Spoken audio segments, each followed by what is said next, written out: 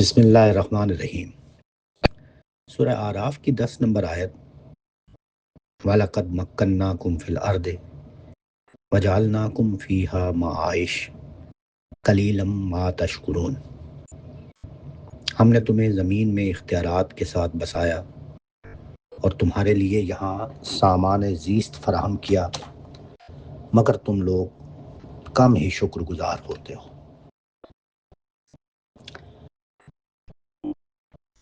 اس سے یہ تو ظاہر ہے کہ یہ آیت یہ بیان کر رہی ہے کہ بے شک ہم نے تمہیں زمین میں اقتدار بھی دیا، اختیار بھی دیا، تمہارے لیے زندگی کا سامان بھی فراہم کیا، مگر تم بہت کم شکر گزار ہوتے ہو۔ یہ تو بالکل سادہ بات ہے، لیکن یہ آیت ایک لحاظ سے بہت اہم ہے، وہ یہ کہ آج ہم اس کی یعنی قرآن مجید کو سمجھنے کی ایک انٹرپریٹیو میتھڈولوجی کا بہت اہم ایلیمنٹ ہے جس پر بات کریں گے۔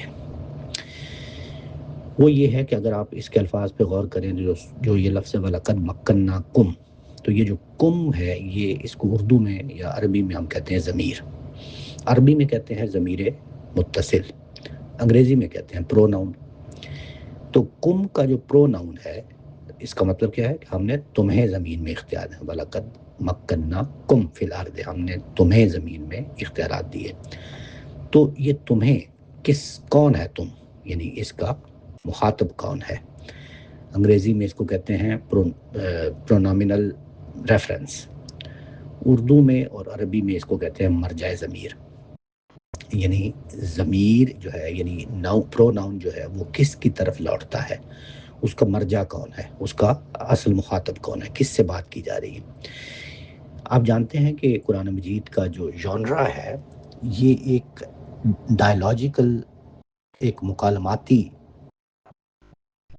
نیچر کا ہے، یعنی قرآن مجید مکالماتی مزاج کی ایک کتاب ہے، ایسا ہے جیسے ایک مکالمہ ہو رہا ہے۔ اسی لیے بعض عارفین نے اس کو سرگزشت انظار کہا ہے، یعنی اس کتاب کی گہری تفہیم کے لیے یہ ضروری ہے کہ اس بات کو سمجھا جائے کہ اس کا یہ مکالماتی مزاج کیا ہے۔ یعنی اس میں سب سے اہم بات یہ ہوتی ہے کہ آپ یہ دیکھیں کہ ہر صورت کا اصل متکلم کون ہے، متکلم کا مطلب بات کرنے والا، اور پھر مخاطب کون ہے، یعنی جس سے بات کی جا رہی۔ ایک ہے مخاطب اور ایک ہے مخاطب۔ مخاطب ہوتا ہے وہ متکلم جو بات کر رہا ہے، اور مخاطب کا مطلب ہوتا ہے جس سے بات کی جا رہی ہے۔ اس چیز کا تعین انتہائی ضروری، دوسرے الفاظ میں یوں سمجھ لیں کہ یہ دیکھنا انتہائی ضروری ہے کہ قرآن مجید کے مکالمے میں، آپ کو میں نے عرض کیا نا یہ ایک ڈائیلاجیکل نیچر کی بک ہے، یعنی مکالماتی مزاج رکھتی ہے، تو اس میں یہ دیکھنا ضروری ہو جاتا ہے کہ قرآن مجید کے مکالمے میں کون کس سے خطاب کر رہا ہے۔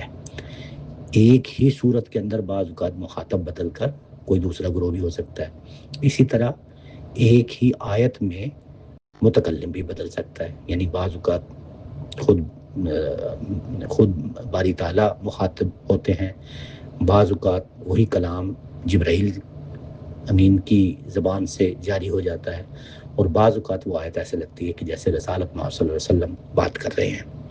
اسی طرح مخاطبین بھی بدل جاتے ہیں، مخاطبین یعنی جن سے بات کی جا رہی ہوتی ہے وہ بھی بدل جاتے ہیں۔ بعض اوقات مشرکین سے بات کی جا رہی ہوتی ہے، بعض اوقات منافقین سے بات کی جا رہی ہوتی ہے، بعض اوقات کفار مکہ سے بات کی جا رہی ہوتی ہے، اور بعض اوقات مومنین سے، مسلمین سے بات کی جا رہی ہوتی ہے۔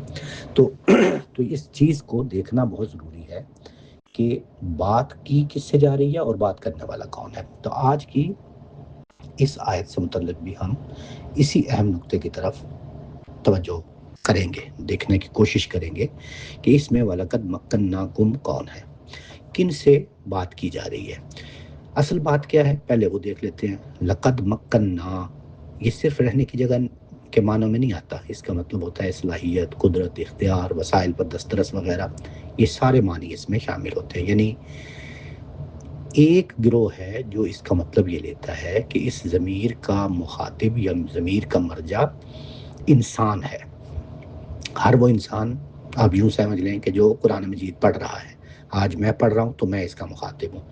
یعنی انسان کو زمین میں ایک با اختیار مخلوق بنایا گیا، ٹھیک ہے۔ پھر وہ اس کی تفہیم کیا کرتے ہیں کہ اس کو عقل دیا، اس کو عقل عطا کی، شعور عطا کیا، فیصلے کی صلاحیت دی، فطرت کے وسائل استعمال کرنے کی طاقت دی۔ تو یہی تصور قرآن مجید میں انسان کے استخلاف، جس کو کہتے ہیں نا خلافت عرضی، یعنی زمین میں اس کو خلیفہ بنایا، اس کے ساتھ بھی کنیکٹ کرتا ہے۔ دوسری بات کیا ہے، وجعلناکم فیہا معائش، یعنی تمہارے لیے سامان زندگی یا سامان زیست جو ہے وہ مہیا کیا۔ تو معائش جو ہے وہ معیشت کی جمع ہے، یعنی وہ تمام ذرائع جن پر زندگی قائم ہوتی ہے، جیسے کھانا پینا ہے، زمین کی پیداوار ہے، معاشی وسائل ہیں، علم و ہنر ہے، سماجی نظام ہے، یہ ساری چیزیں گویا انسان کی زندگی کے لیے جو بھی امکانات ہیں وہ اللہ کی عطا ہے۔ تیسرا حصہ کیا ہے، یعنی قلیلا ما تشکرون، تم کم ہی شکر گزار ہوتے ہو۔ اس میں شکر کا مطلب صرف وہ الحمدللہ کہنا، تسبیح پڑھنا نہیں ہے، بلکہ اس کے سارے وہ پہلو اس میں ہیں کہ نعمت کو پہچاننا، نعمت دینے والے کو یاد رکھنا، نعمت کو درست مقاصد کے لیے استعمال کرنا۔ شکر پر ایک تفصیلی بات ہم اس سے پہلے کر چکے ہیں۔ تو اصل بات میں واپس اپنے نقطے کی طرف آنا چاہتا ہوں، یہ ہے کہ اس آیت کا اصل مخاطب کون ہے، یہ ہے وہ نقطہ۔ تو میں نے آپ کو بتایا کہ اگر آپ علماء کرام کے دو گروپس بنا لیں تو ایک گروپ تو وہ ہے جو اس کو جنرک بات لیتا ہے، مکناکم سے مراد تمام انسان ہے، انسانوں کو جب تمام انسان لیے، آگے چونکہ زمین کا ذکر ہے، یعنی مکناکم فی الارض، تو اس کا مطلب ہے زمین، یہ والی زمین جس پہ ہم رہ رہے ہیں، تو اس زمین میں اس کو اقتدار بھی دیا، اختیار بھی دیا انسان کو، تو انسان مخاطب ہے، سمجھ گیا؟ تو ایک نقطہ نظر یہ ہے۔ میں ایک دوسرے نقطہ نظر کی طرف بھی توجہ دلانا چاہتا ہوں، جو یہ کہتے ہیں کہ اس میں نظم کلام اور تعین مخاطب، یعنی آئیڈینٹیفیکیشن آف دی ایڈریسی، بات کس کے ساتھ کی جا رہی ہے، اس اصول کو لازماً، یعنی یہ محل نظر بنانا چاہیے، اس پر توجہ کرنی چاہیے، اس پر تدبر کرنا چاہیے، بجائے اس کے کہ ہر آیت کو جنرک لے لیا جائے۔ اس پر توجہ کر کے، اس پر غور و فکر کر کے اس کو تلاش کرنا چاہیے۔ تو یہ والا جو گروپ 2 ہے، یہ اس کو یعنی عام مفسرین کی طرح یا ٹریڈیشنلسٹ کی طرح اس ارض کو زمین یا دی ارتھ کے معنوں میں نہیں، بلکہ اس خاص مفہوم میں لیتے ہیں کہ اس کے مخاطب یعنی ایڈریسی جو ہیں وہ قریش ہیں، مکہ کے قریش، ان لوگوں سے بات کی جا رہی ہے۔ اور اس پر ان کا استدلال یہ ہے کہ یہ پوری کی پوری سورہ، یعنی سورہ الاعراف جہاں سے یہ شروع ہوتی ہے، اس میں ہی انہوں نے یعنی قریش مکہ کو مخاطب کر کے بات شروع کی تھی، اور یہ اسی کوہیرنس میں، یعنی اسی نظم میں اس آیت کو بھی دیکھا جائے گا۔ تو یہ دوسرا گروپ جو ہے، یہ دوسرا گروہ علماء کرام کا، ان کے نزدیک سورہ اعراف کا اصل مکالمہ مکہ کے قریش کے ساتھ ہے۔ اس لحاظ سے جب یہ لفظ آتا ہے مکناکم فی الارض، ہم نے تمہیں اس سرزمین میں اقتدار دیا، تو اب یہ جو الارض ہے، الارض، اس میں جو الف لام ہے، یہ ڈیفینٹ آرٹیکل ہے۔ جیسے انگریزی میں ہم کہتے ہیں، آپ جانتے ہیں آرٹیکل، انگریزی میں دو طرح کے آرٹیکل ہوتے ہیں، ڈیفینٹ اینڈ انڈیفینٹ۔ تو انڈیفینٹ کون سے ہیں؟ اے اینڈ این، اور ڈیفینٹ کون سے؟ دی۔ تو جو دی ہے نا آرٹیکل، جس کو ڈیفینٹ آرٹیکل کہتے ہیں، انگریزی میں اس کو عہد کا الف لام کہتے ہیں۔ ال جس کو کہتے ہیں، ال جہاں پہ آ جاتا ہے وہ ڈیفینٹ آرٹیکل ہے، اس کا مطلب ہے کہ یہ اب خاص لوگوں کی بات کی جا رہی ہے۔ تو یہاں پہ جو آیت ہے مکناکم فی الارض، تو اس سے مراد سرزمین، پوری زمین نہیں ہے، بلکہ یہ وہ خاص الارض کا مطلب ہے اس سرزمین میں، ہم نے تمہیں اس سرزمین میں، کون سی سرزمین میں؟ حرم میں، یعنی مکہ میں اقتدار دیا۔ تو یہاں الارض کو مخصوص سرزمین کے معنی میں لیا گیا ہے، یہ گروپ 2 کا کہنا ہے۔ جیسے قرآن مجید میں کئی جگہ زمین سے ایک خاص خطہ بھی مراد ہوتا ہے، یعنی ارض ہی کہا جاتا ہے اس کو الارض۔ جیسے سورہ اعراف ہی کی ایک اور آیت ہے، غالباً 128 نمبر، جس میں ان الارض للہ یورثھا من یشاء من عبادہ۔ تو اس میں دیکھیں سیاق میں اگر آپ دیکھیں گے تو یہ کہا گیا ہے زمین، حالانکہ یہاں مصر کی سرزمین متعلق ہے، تو یہاں پہ بھی ان الارض کہہ کے مصر کی سرزمین متعلق لیا۔ اسی طرح اور جگہوں پر بھی، جیسے وجعلناکم فیہا معائش، یعنی دوسری جگہوں پہ بھی الارض کہہ کے تو اس کو یعنی ساری زمین مراد نہیں ہے، بلکہ زمین کا ایک ٹکڑا یا زمین کا ایک حصہ ہوتا ہے۔ تو یہاں پہ اس آیت میں اگر آپ دیکھیں یہ الفاظ کہ مکناکم فی الارض، تو یہ اصل میں قریش مکہ کو مخاطب بنا کر ان کو یہ کہا جا رہا ہے کہ تمہیں اس سرزمین مکہ میں تمہیں ہم نے اقتدار دیا. آگے کیا ہے وجعلنا لکم فیہا معائش. اس کی تعبیر بھی کیا ہے؟ یعنی اسے قریش کی تاریخ مطلب تاریخی نعمت سے جوڑا جاتا ہے. اس کا مطلب کیا ہے؟ جیسے ابراہیم علیہ السلام کی دعا ہے نا، ربنا انی اسکنتو من ذریاتی، کہ میری اولاد کو بواد غیر ذی زرع، وہ والی آیت جو ہے سورہ ابراہیم کی، کہ میری اولاد کو ہے میرے پروردگار یہاں پہ آباد کرنا اپنے گھر کے پاس. تو یہاں پہ بھی وہ جو یہ دعا ہے اس کا مصداق یہیں پہ فرمایا. اسی طرح سورہ قریش تو بڑی اہم سورہ ہے، سب زبان زد عمل ایلافی قریش ایلافی رحلۃ الشتاء والصیف.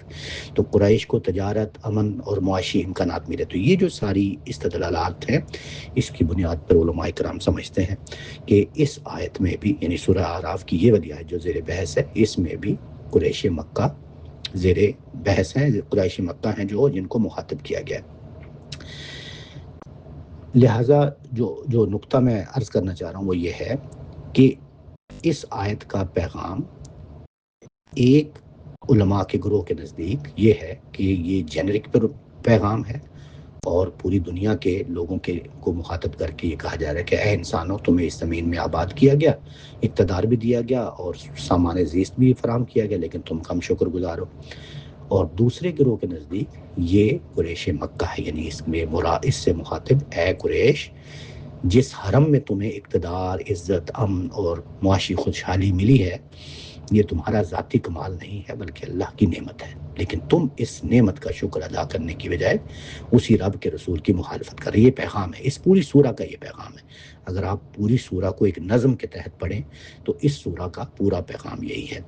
تو یہ دراصل یہ اسی جس کا میں نے عرض کیا نا کہ ڈائلاگ نیچر آف دا قرآن کی ایک مثال ہے، جس کا میں نے پہلے ذکر کیا.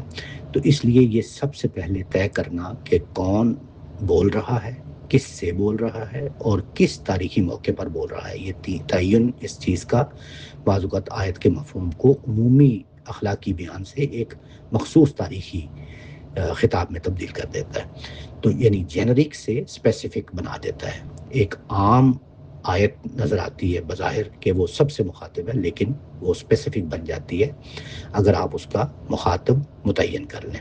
یہ ایک بہت اہم نقطہ ہے. مجھے پتا ہے کہ میں نے تھوڑی سی ٹیکنیکل بات غالباً کر دی جس سے تو ہو سکتا ہے کوئی ابہام پیدا ہوا ہو. میں اس کے لیے معذرت چاہتا ہوں، اور میں چاہوں گا کہ اگر اس میں کوئی اشکال باقی رہا تو آپ ضرور سوال بھی کیجئے. لیکن میں ایک جملے میں اس کی سمری کرنا چاہتا ہوں جو بات میں نے عرض کی، کہ یہ جو سورہ اعراف کی 10 نمبر آیت ہے، بسم اللہ الرحمن الرحیم، وَلَقَدْ مَكَّنَّاكُمْ فِي الْأَرْضِ وَجَعَلْنَا لَكُمْ فِيهَا مَعَائِشَ قَلِيلًا مَا تَشْكُرُونَ، کہ ہم اس آیت میں جو ضمیر کا مرجع ہے، یعنی اس آیت کے مخاطبین کون، آپ یوں کریں اس کے ایڈریسز کون ہیں، اس کے بارے میں علماء کرام کے دو گروہ ہیں. ایک گروہ تو وہ ہے جو اس کو عام معنوں میں لیتے ہیں اور سب لوگوں کو مخاطب کرتے ہیں کہ ہم نے تمہیں زمین میں ٹھکانہ دیا، اختیار دیا اور زندگی کے وسائل دیے. اور دوسرا علماء کا گروہ ہے جو اس کو خاص اسپیسیفک ایڈریسز لیتے ہیں، اور وہ براہ راست قریش مکہ کو لیتے ہیں، اور اس کے وہ دلیل یہ دیتے ہیں کہ اس پوری سورہ کا اصل مخاطب جو ہے وہ قریش مکہ ہیں. ان کو مخاطب کر کے ہی یہ ساری بات کی جا رہی ہے، اور اس کی وہ مثالیں بھی دیتے ہیں، جیسے میں نے لإلاف قریش کی مثال دی، یا سورہ ابراہیم کی آیات کی بھی میں نے مثالیں دی، وہ میں نے اس کی تفصیل بتائی. تو یہ دو طرح کے گروہ ہیں. پوائنٹ یہ ہے کہ ہمیں سب سے پہلے قرآن مجید کو اگر صحیح فہم حاصل کرنا ہے تو سب سے پہلے ہمیں یہ لازماً محل نظر چیز رکھ کے اس پہ غور کر لینا چاہیے کہ اس کے مخاطب کون ہے، یہ بات کی کس سے جا رہی ہے، کون کر رہا ہے اور کس سے کر رہا ہے. اس سے پورا مفہوم آیت کا جو ہے وہ بالکل واضح ہو کے سامنے آ جائے گا. اللہ تعالی ہمیں قرآن مجید پر غور و فکر کرنے کی توفیق عطا فرمائے، اور اس کے صحیح مفہوم تک پہنچنے کی توفیق عطا فرمائے، اور ہماری مدد فرمائے. آمین یا رب العالمین برحمتک یا ارحم الراحمین. السلام علیکم.